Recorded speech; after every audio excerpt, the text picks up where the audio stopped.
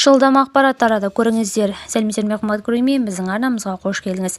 Әлемде және Қазақстанда болып жатқан жаңалықтар ең біріншілерден болып біліңіз келсе, арнамызға жазылыңыз, лайк басуды ұмытпаңыз.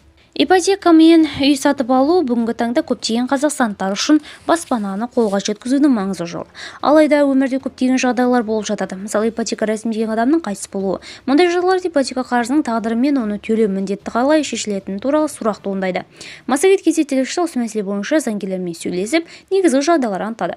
Қарызды кім өтейді, мұрагерлерге қандай құқықтар беріледі және банкпен қалай келіссөз жүргізуге болады. Бұл материал ипотекалық қарыздың қайтыс болған жағдайда ғана тәртіппен өтелетіні туралы толық ақпарат берілген.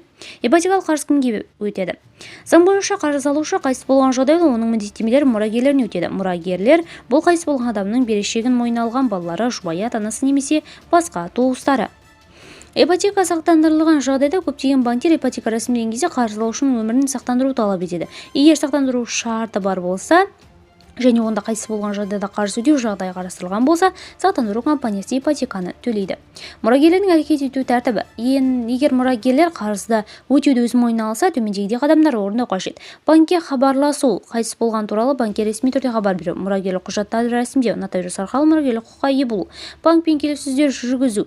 Егер қарыз төленбесе, мұрагерлер қарызды өтеуден бас тартқан жағдайда банк ипотека алынған мүлікті өндіріп алу құқығына ие болады. Қарыз алушының қайтыс болуы ипотекалық міндеттемелерді тоқтатпайды. Бұл міндеттемелер мұрагерлеріне беріледі немесе сақтандыру жағдайы бойынша өтеледі. Видеомыз кеңінен таралу үшін лайк басып жақындарыңызға таратуды ұмытпаңыз. Бізді бақылауды жалғастырыңыз.